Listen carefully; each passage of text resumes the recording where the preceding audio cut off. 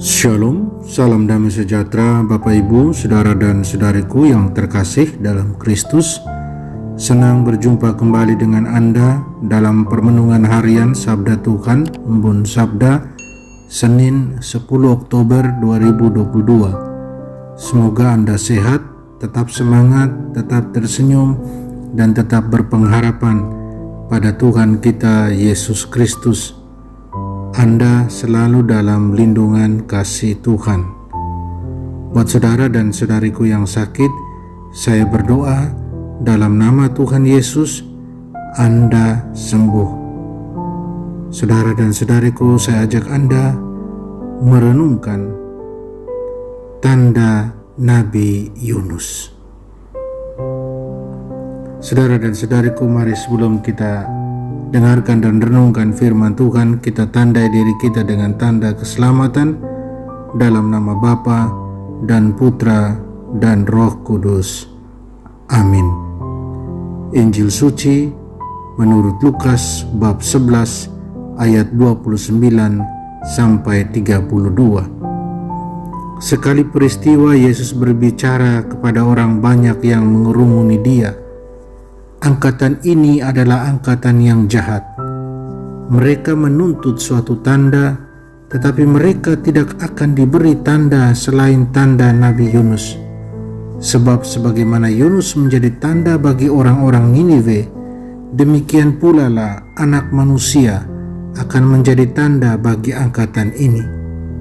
Pada waktu penghakiman, ratu dari selatan itu akan bangkit bersama orang dari angkatan ini, dan ia akan menghukum mereka. Sebab ratu ini datang dari ujung bumi untuk mendengarkan hikmat Salomo, dan sungguh yang ada di sini lebih daripada Salomo. Pada waktu penghakiman, orang-orang Niniwe akan bangkit bersama angkatan ini, dan mereka akan menghukumnya. Sebab orang-orang Niniwe itu bertobat waktu mereka mendengarkan pemberitaan Yunus, dan sungguh yang ada di sini lebih daripada Yunus.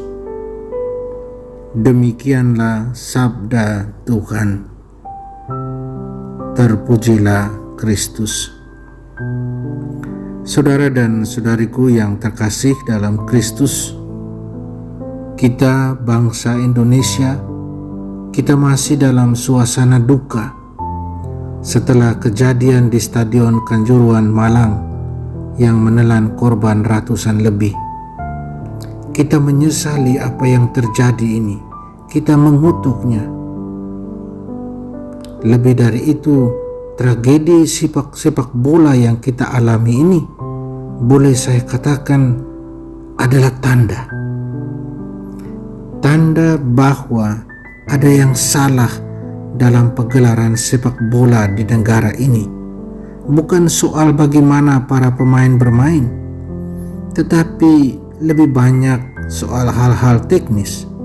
Misalnya soal keamanan dalam pertandingan, soal penyiaran TV, dan lain-lain. Dan juga tentunya soal kedewasaan dalam menyaksikan pertandingan secara langsung. Tanda ini kemudian menuntut perubahan. Tanda ini menuntut transformasi. Tanda ini menuntut pertobatan. Tentunya untuk keadilan, semua yang bertanggung jawab atas kejadian ini harus bertanggung jawab secara hukum.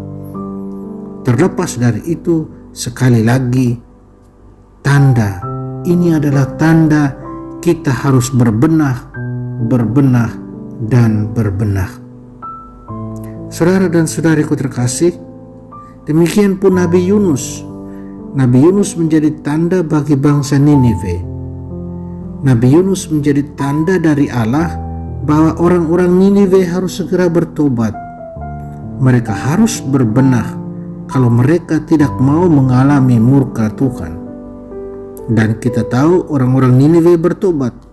Mereka berhasil menang atas diri mereka sendiri ketika mereka berani untuk mengambil langkah pertobatan dan kembali kepada Tuhan. Saudara dan saudariku terkasih dalam Kristus, Yesus adalah tanda dari Allah, tanda terbesar dari Allah. Yesus adalah tanda cinta dari Allah.